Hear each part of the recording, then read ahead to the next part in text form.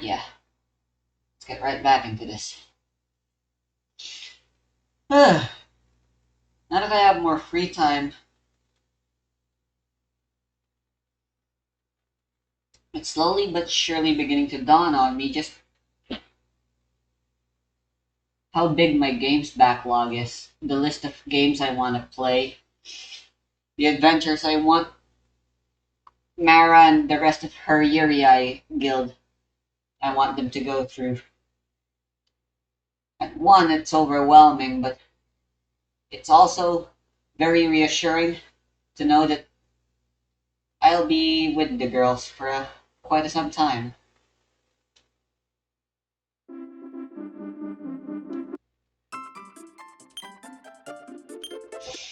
Let us continue.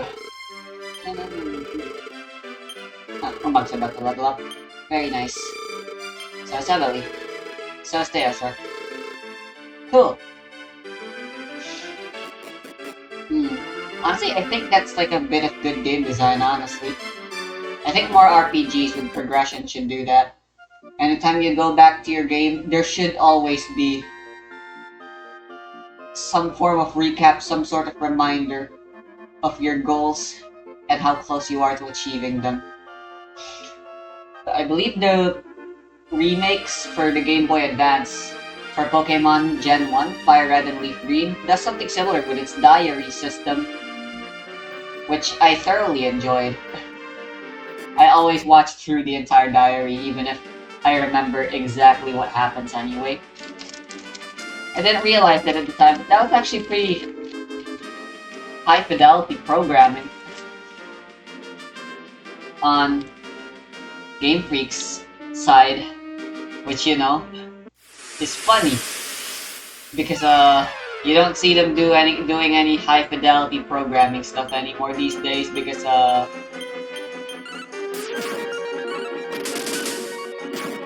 they kind of suck nowadays.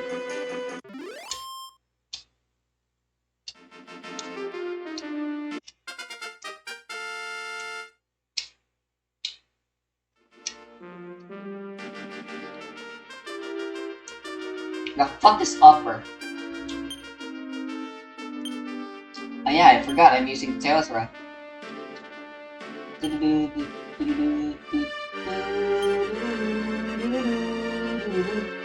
Alright, I can't.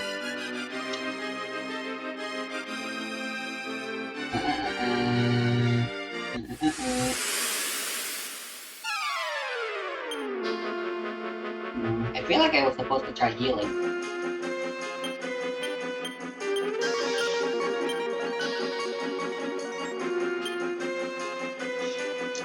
Oh, that's definitely useful.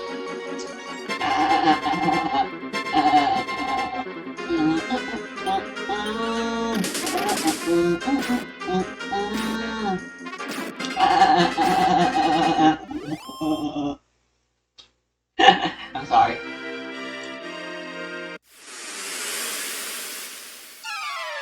Holy Mother, who art in heaven, hallowed be thy name. Thy kingdom come, thy will be done. On earth as it is. This encounter rate fucking sucks.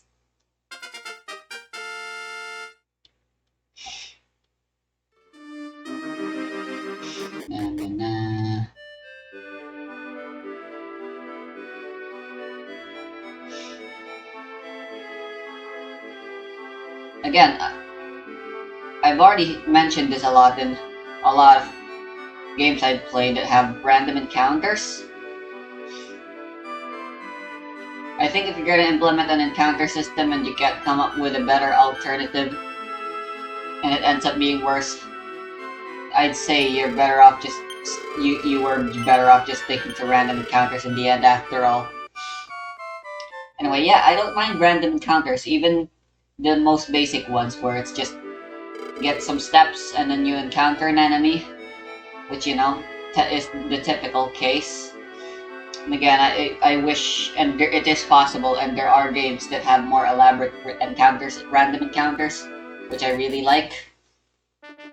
Like tabletop role-playing games, a few game masters like to implement random encounters and stuff, and some of them just go with the boring choice as well. But the ones that don't, that try to spice up the types of encounters you can encounter. Sometimes you encounter a locale, or maybe a person who is not actually hostile by default and stuff. Those are always fantastic to oh!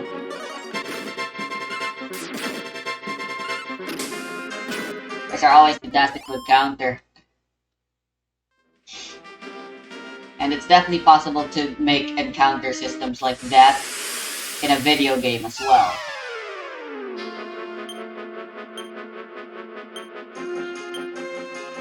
Anyway, I'm going on tangents after tangents here when I'm really only trying to say something very, very simple here. And that is, just because I understand the necessary evil that is a random encounter system, and that I actually like them, doesn't mean I find them any less frustrating than anyone else. The difference between you and I is that I understand and appreciate the mechanics, and understand and appreciate that they will and are indeed frustrating. Whereas you guys only see them as frustrating and should not exist because you don't understand the reasons behind the frustration. And just see that since you're not feeling good, it should not be good.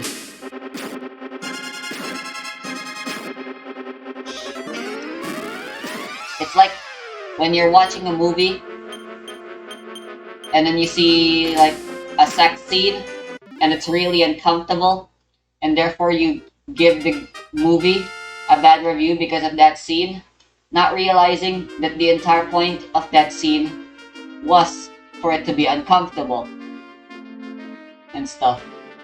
I can't name an exact movie that does this intentional this intentional uncomfortableness thing, but I know it exists.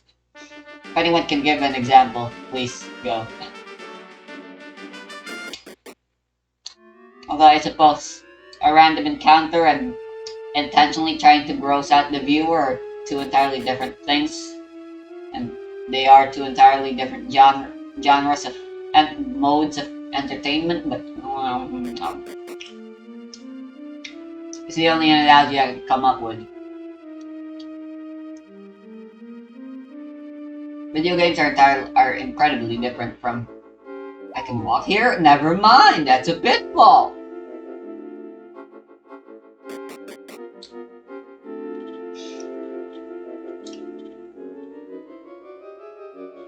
Why does it block off my view? Am I gonna have to fall down those pits if I want to progress? I have a feeling this dungeon's gonna suck.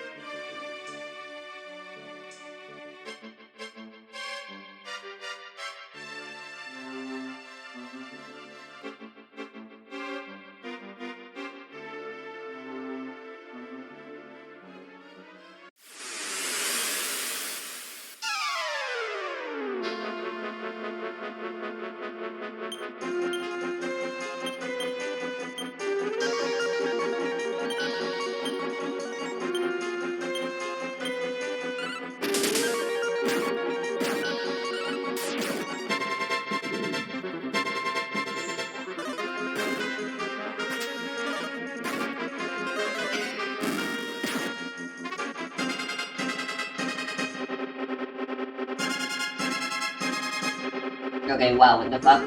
Am I crazy or is there just a third wasp now? I wasn't paying attention. I was doing something else.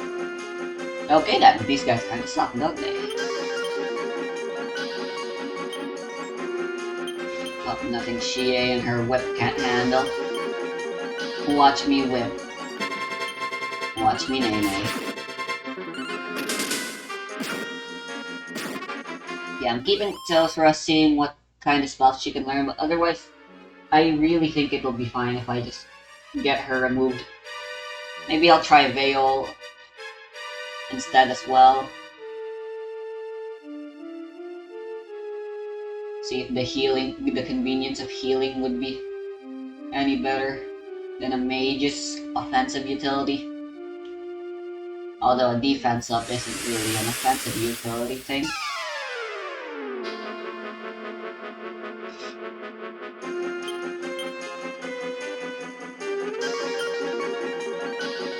The spell that priest can do where you force someone out of a battle is pretty neat though. I wonder if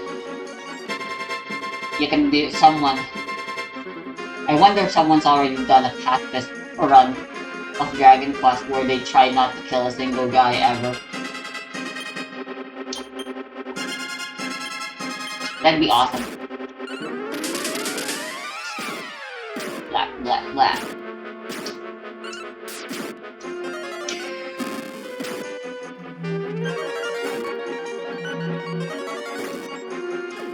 At the very least, this game is way faster compared to the slog that was Final Fantasy Renaissance.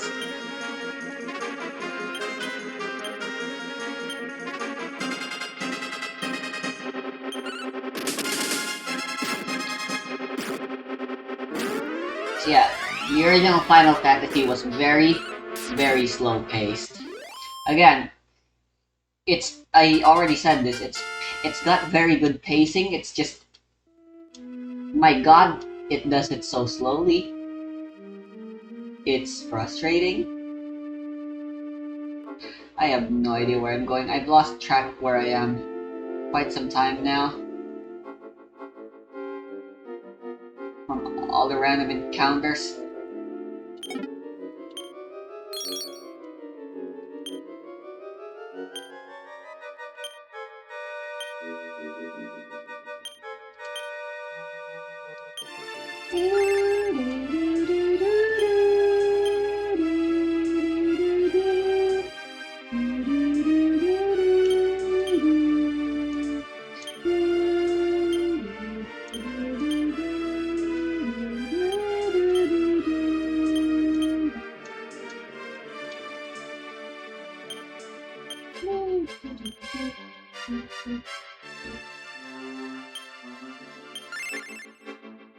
Oh, I didn't mean to.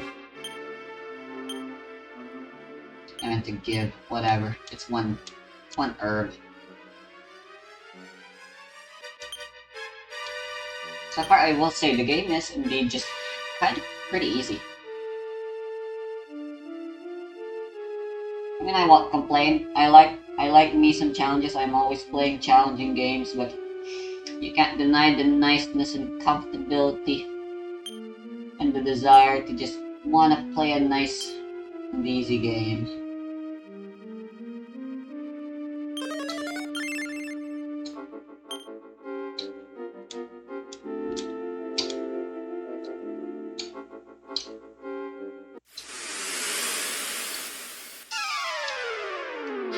That bear. What does parrying do? It's there just the defend option, right?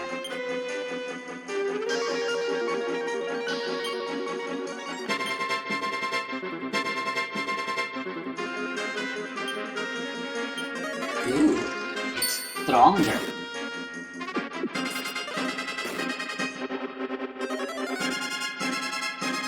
Now,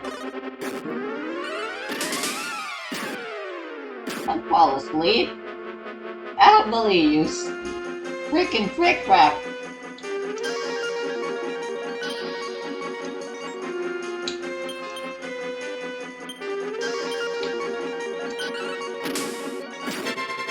problem with the mage for me is that they're pretty fragile, and their offense is limited. You'll eventually run out of magic, and at that point, they're just gonna be useless.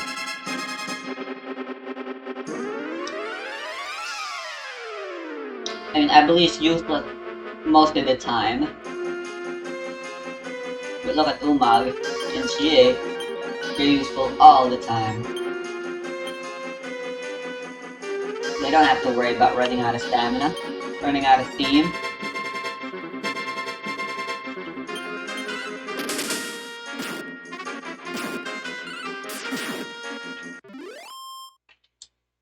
And Pressure Veil does have more offensive utility. Like they can equip slightly better weapons.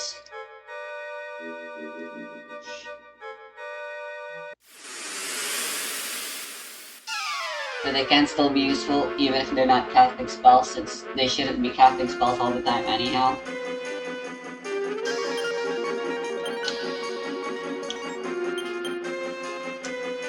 As far as I can tell, there doesn't seem to be any elemental whatevers. It's just spells just deal damage. There's no effectiveness and ineffectiveness. Everything is neutral damage. There's no distinction between elemental types or damage types of any kind.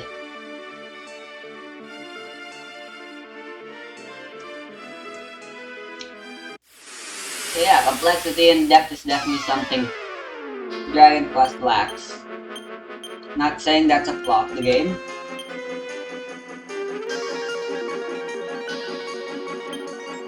Just something to point out.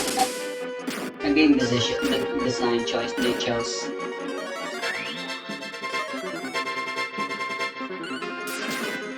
Oh, so thank you, Emily, for not falling asleep this time.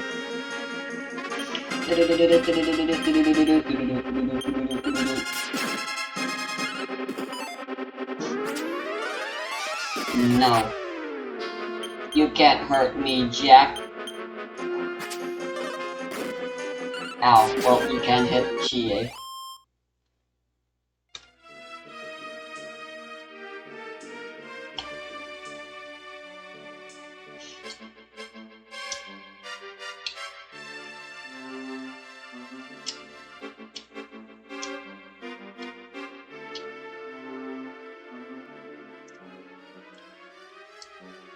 I think we need to fall down pits, so let's just start falling down pits and see what happens.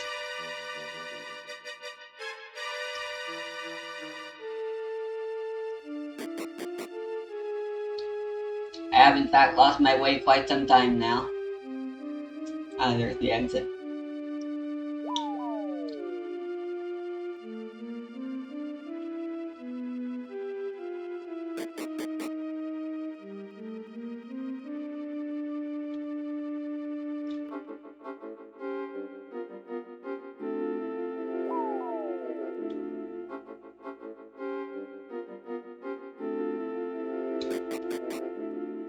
I didn't either. I saw an entrance, so maybe if I far enough left, there'll be a hole I can try using. That's what she said.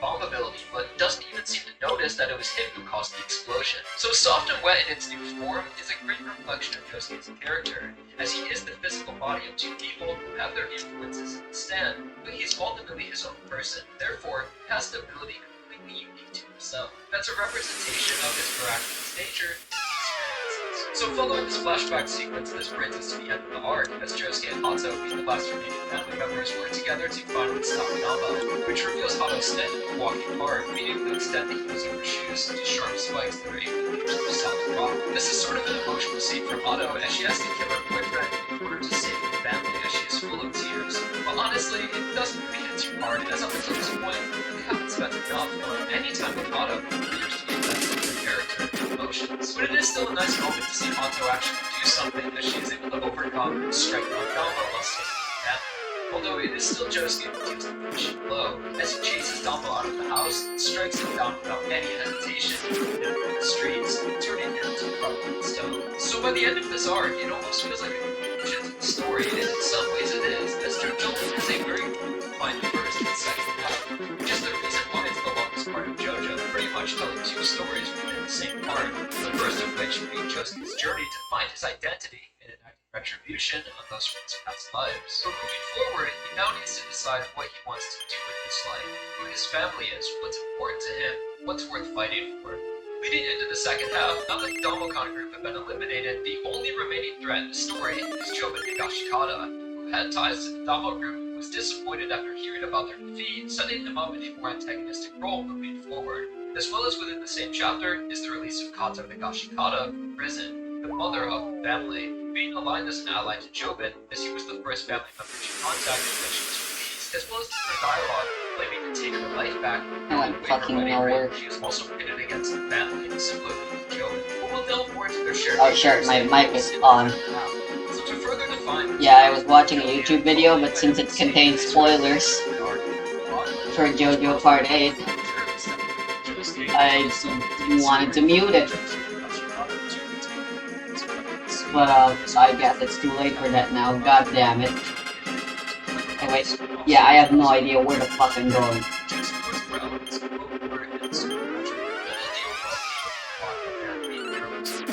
Does justify to art in his but until this Joshi is inspired by his father and then tries to explore Josuke and Shiba road in pursuit of shortcut his work as well.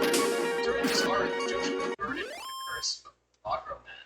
Milagro meaning miracle in Spanish, so also known as the Miracle Man. The effects of the curse will result in a rapid accumulation of money, as no matter how or where you try to spend money, it will always be returned to you with interest, which appears similar to being placed within a positive flow in life, as will not control others, but it will affect their fate, which results in money being returned. While experiencing these effects, Joshi quickly learns that having money can sometimes be more of a negative than positive, and the weight of the Milagro curse literally starts to weigh you down, and it begins to appreciate the sentiment of spending money for its purpose rather than wanting to use it.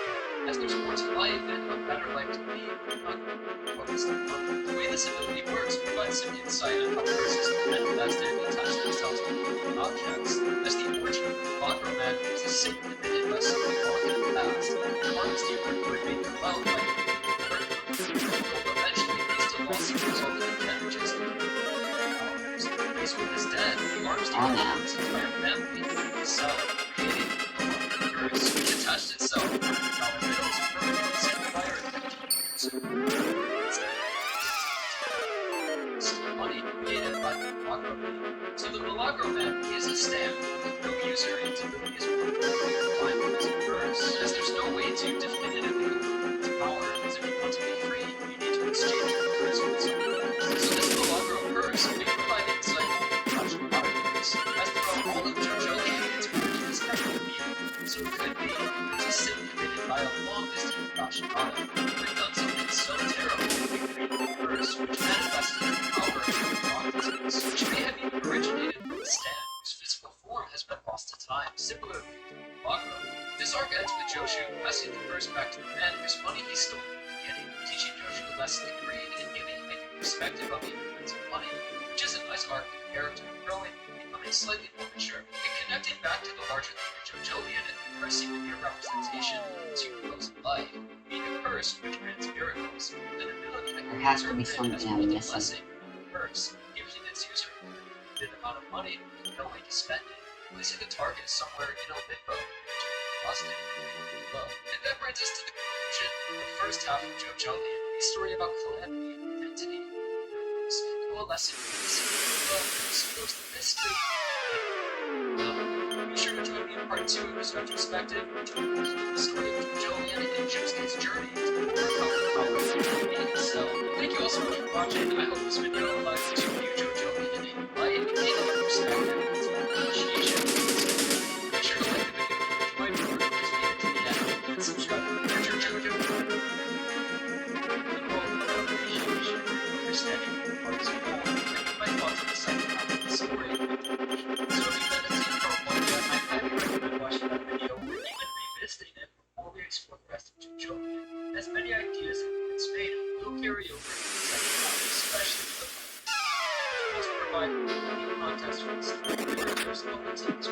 Also, fair warning, this video turned out to be quite a bit more critical than part 1, just because now these videos are always being I have an incredible amount of respect for Rocky as an author, artist, and just person, as the goal here is to see and appreciate the work on a deep level. And I try my best to always make it clear when something is my personal opinion compared to more objective criticism. So with that said, thank you all so much for joining me once again in this retrospective, and let's continue. So we left off at the end of the Milagro Man, an interlude arc which separates JoJo's first and second half, where the first half unearths the mystery of Josuke's identity as we battle enemies from the past in order to build a future.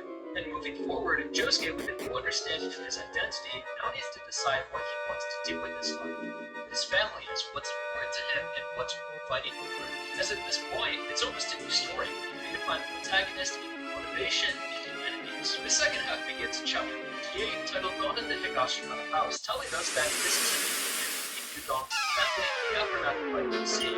The story picks up 2 weeks after the events of the Milagro Man, a few days after fighting the sea, and soon, as we had seen earlier, Kato's released from prison happened simultaneously with Kato's defeat. We then finally return to Josuke's perspective, who is seen investigating the leading the business from Kama trade, just wrapping up that one, where the story stands. And Josuke provides some insight into how he sees himself now following the revelations of the sea, saying his past identity is just Joe, and half of his body was killed in Chicago, which is a logical way to view it, as if you remember from the beginning, here his body was found.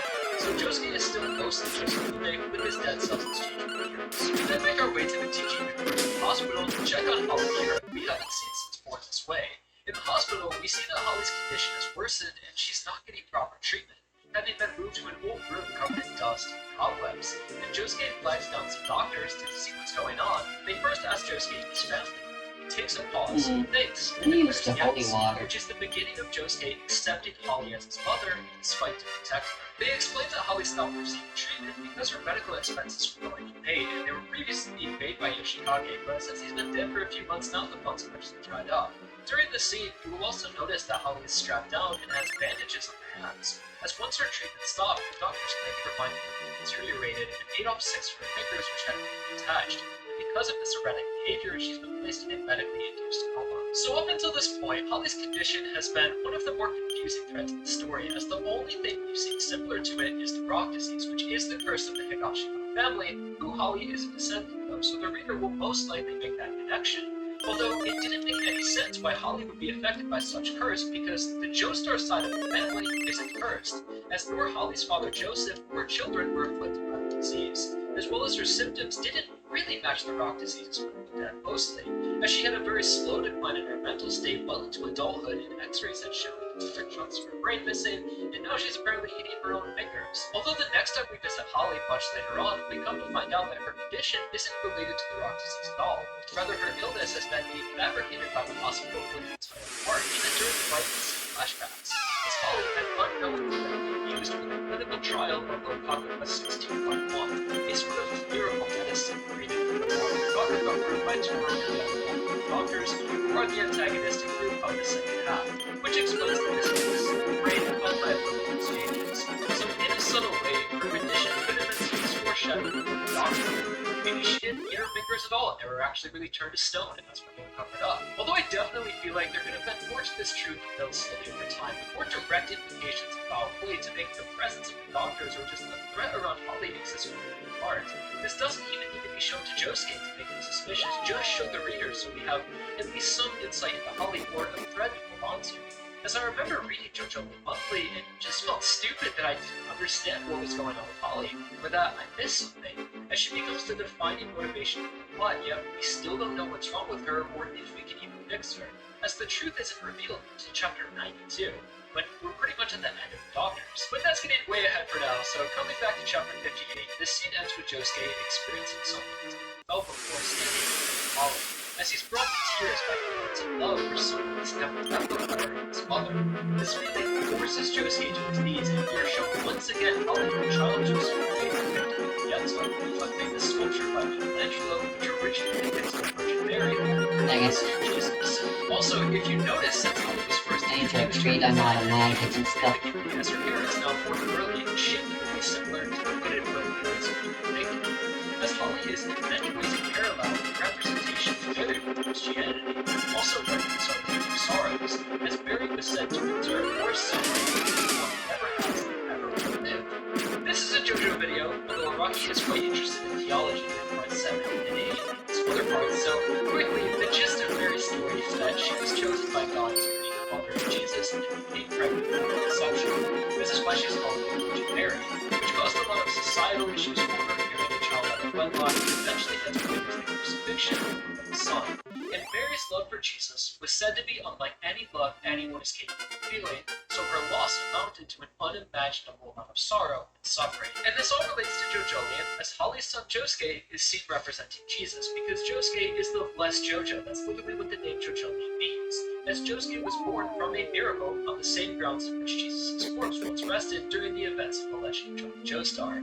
Jesus' birth was also referred to as a miracle and is another connection between Holly and Mary, as they are both mothers of a blessed one sent by God and fate who came into existence without How much conception. money I have now, And though. like Jesus' death was to Mary, You know, maybe I should play the game with a walkthrough. as how Josuke came to be resulted in the death of her son Shikage. Why not? With him I'll gone, cave. Holly was left helpless to the evil within We'll search up a walkthrough. becoming her own sorrows, stripped away from her memories of peace with needs. And this motivation allows Josuke to fulfill the role of Messiah, a savior sent to liberate Holly from her suffering. And this religious influence and paralleling is kind of the core dynamic between Josuke and Holly, which is some pretty powerful symbols of writing and it's up to us on it. Now, we will discuss more later in the story, but for now, we no can way, leave it I there. can only save In and... chapter, the scene changes to the Higashikata state. It's probably the next Yeah, day. that, I honestly am not a fan of this. Only being able to save in the initial town. The lighthearted tone is quickly shattered by the reveal of Kanto menacingly sitting on the couch without anyone even noticing her. But when she is finally taken notice of, just her presence is enough to throw Nori's case to the ground, as it's been 15 years since she was arrested, so most of her children don't recognize her. Kanto's introduction is extremely antagonistic. At least you can get the wing of wyverns easily enough. Station. She was arrested for only trying to do the right thing, as she was abandoned by the family and divorced by the estate. At this point, we don't know the specifics of Kanto's arrest, although it's shortly revealed through a flashback in chapter 64. Roughly 20 years before current age of Jolien, the flashback begins with Kanto's attention being brought to the shrine we discussed in part 1. A shrine located under the twin pine trees where Johnny had once rested the holy corpse and where the Higashikata family began performing exchanges of prophecies in the ground. It is most likely the place where Johnny is buried, or at least honored, created by Rin and Higashikata. Kanto's attention is then shifted from the shrine to a young Jobin climbing to the top of the pine tree, standing high above the ground, looking upwards into the sky, symbolizing rising to the top of the future. A future which is soon to be taken away, as we can see Jobin has a crack running down his face as he is soon to be affected by the rock disease. In this contrast of Jobin's youthful ambition, fated calamity creates a glimmer of dark determination in his eyes, foreshadowing the sin she's willing to burden in order to protect the family, paralleling the moment of Joestar, as it's Johnny's actions which have been causing. This flashback that focuses on the early life of Jobin, the events that would shape him into the man he is today. The defining moment in Jobin's life happens on a school trip where he is repeatedly bullied when a classmate takes advantage of Jobin's deteriorating mental state and continuously assaults him. During the class trip, another student overhears the bully and informs the school police of the situation. The bully then, of course, calls Jobin and tries to force him to burn down the house of the student who told on him. And between Jobin and the bully, there is a constant fire, as the bully pushes Jobin to his limits, making him boil inside with anger. Earlier, he had tried to start a fire on Jobin's head and then covers him with gas and puts a flame to his face, which all leads to the manifestation of Jobin's dance speed game. as it subconsciously awakens in an act of self-defense, boiling the blood under the boy's face, leaving him unconscious. An ability manifested I want to be in leaving Ebony behind for now. trauma required being able to make others' blood boil the way his once did. In a state of panic, Jobin returns home and seeks his father's help. So you can see that even before these events, Jobin trusted Kato with Risuke and had a closer bond with his mother, which is important to understanding his actions today. Kato then brings the unconscious boy to the shrine and sees this as an opportunity to save herself and her son from fate. She begins to console Jobin, telling him 3 times he didn't do anything. And when Jobin says he doesn't understand what she means, she reveals that she's speaking boldly. Jobin didn't do anything wrong, yet is subjugated to the practices. Kato didn't do anything, yet would be forced to give her life in exchange for Jobin's. As she says, I refuse to be a woman whose life is decided by men. I'm deciding for myself, implying that she had already been selected to perform the exchange like Norisuke's mother did for him.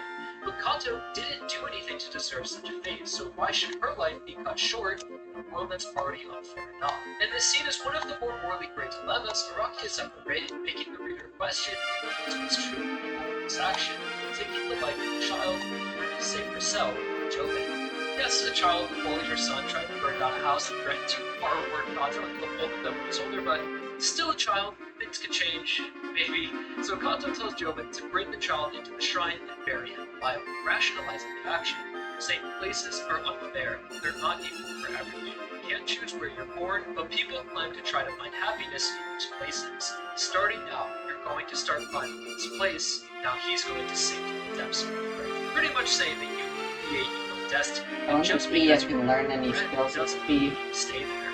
The world is unfair, so why should you play fair? You need to climb to find happiness, even if it involves stepping for others. This philosophy is similar to Johnny's motivation of equaling himself out, as Johnny had only ever wanted to reach 0 to balance out his misfortunes, which is relevant as this scene takes place where Johnny had died and used the holy corpse, reinforcing that theme of balance as in order for Jobin to rise, someone needs to sink.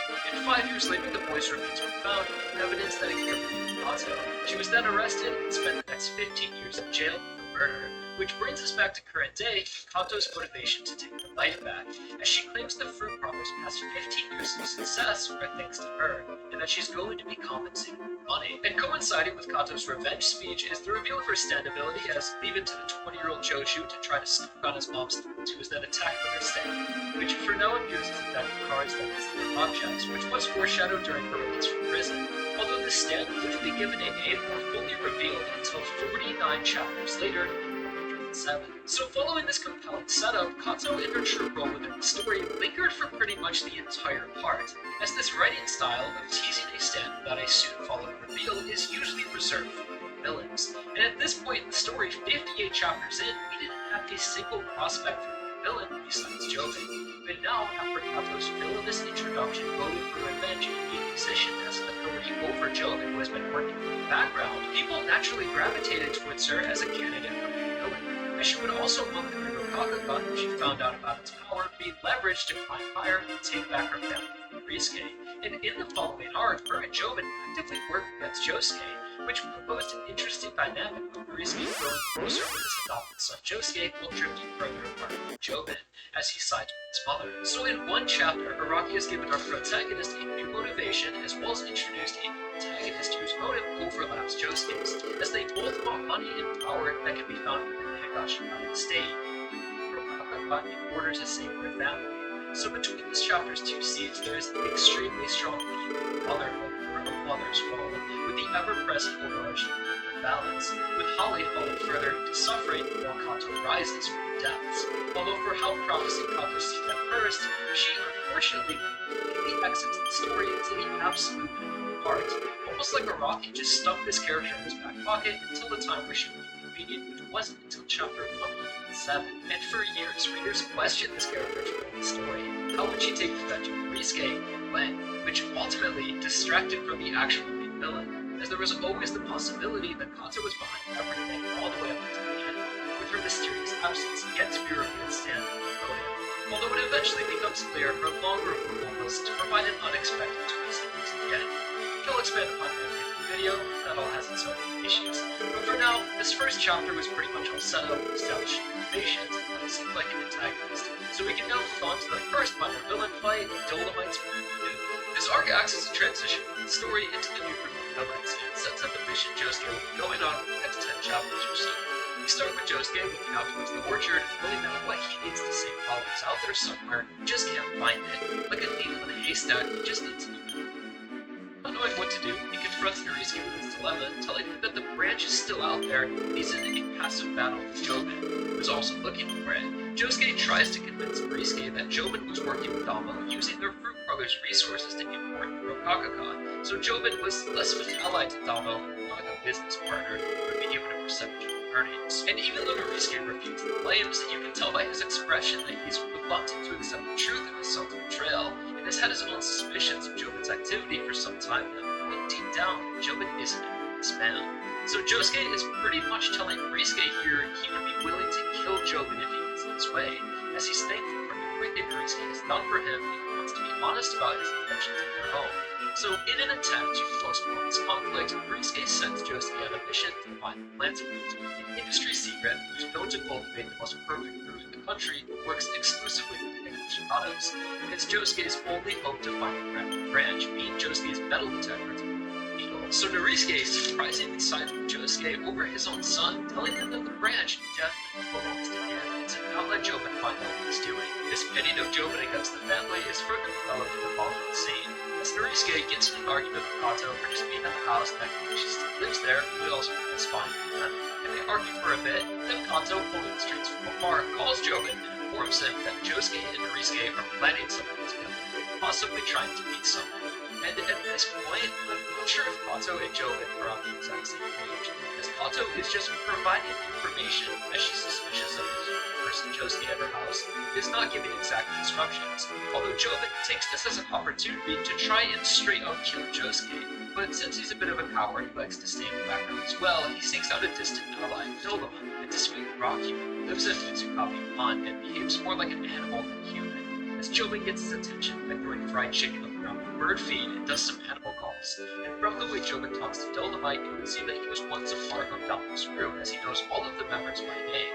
But after an accident which took all of his limbs, he now lives in nature on his own. Although as a last resort, Jobin pleads to Dolomite to use his ability to help stop Josuke, persuading him with false promises from Kakaka that might be healing. And during this scene, there's a lot of foreshadowing of the mechanics behind Dolomite's stand, which is always much appreciated, as Jobin wears gloves while interacting with him and makes it obvious he doesn't want to touch it. As well as during this arc, there is a flashback to Dolomite before his accident, showing how his stand activates uncontrollably upon physical contact. But once things start rolling, the fight isn't spectacular, in my opinion, as it's another one of the many long-range automatic type stands part, like we discussed in the first video, where most of these fights are just running away from the attack without being able to do anything directly to stop it. Although what makes this arc more interesting is its counterpart nature to Highway Star from Part 4. The basic structure is the main JoJo running away from an auto-pursuing stand while trying to avoid contact, as they needed to use the resources around the city to stay ahead of the stand, like Josuke stealing a motorcycle and Josuke a bicycle, and the enemy stand users are both unable to move because of their poor physical condition. And the main JoJos reach out to a Hirose to help find the stand user. Uniquely to Blue Hawaii, though, is that this fight is more of a proxy battle between Jobin and Josuke, as Dolomite isn't really important at all, just a tool being used by Jobin, as this arc's purpose really seems to show more into Jobin's malicious evolution, as he continues to double-cross his family through deployable actions. This fight begins with a child delivering an envelope to Josuke containing one of Dolomite's teeth. An envelope which Jobin prepared and gave to the child to deliver, knowing full well the possibility that the child could activate the stand and be hurt, which is exactly what happens, as the kid, after touching the tooth, is the first in the chain of Blue Hawaii's virus, which turns people into zombies, essentially chasing after their target with no regard to obstacles or their well-being, and will pass the virus to anyone who comes in contact with their bodily fluids. So a majority of this arc is Josuke running away, as he tries to make sense of who's attacking him, while occasionally flipping back to Jobin's perspective before the attack, starting with Jobin manipulating Dolomite, promising him that if he helps him, he'll give him one of the new fruits that could possibly heal his body, which we all know Jobin would never do, as he needed the fruit for Tsurugi, as well as Jobin speaks on his philosophy of rising Zero, which at the time seemed like his unique idea, but as we come to find out in a flashback following this arc we've already covered, Jobin is merely parodying the words of his mother, like Jobin stealing a quote from his first appearance. So Kato played a major part in corrupting his character from a young age, as her actions seem to have been exaggerated or misinterpreted by Jobin, as it's okay to hurt people, even children, for your own gain, as long as you're rising zero. As what Kato did in the past and what Jobin is doing right now is barely even comparable, meaning Jobin is a lot more evil. Another scene in this arc that shows Jobin's corruption is when he attacks Yasuo, a known friend of his family, as when Apparently, Dragon Quest 3 is already released in the Switch? The fuck? How did I not know this?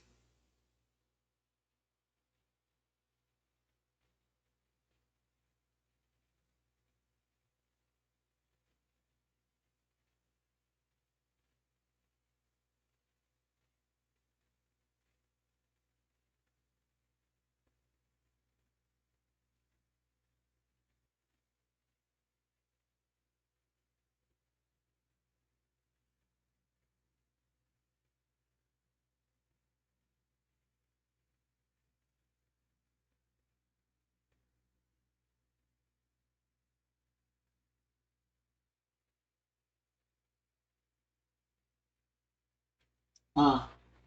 Well, I'm sticking to my playthrough of the SNES version.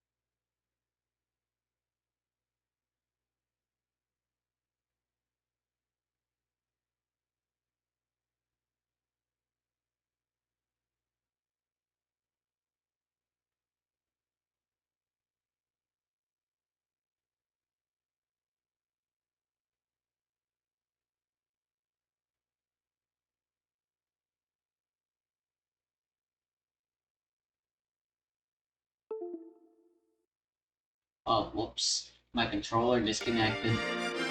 That's not good.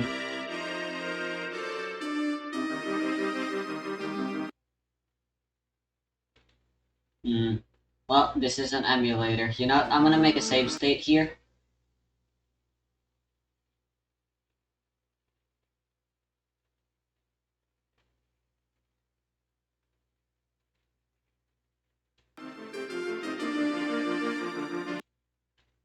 And, yeah, I'm gonna end it there.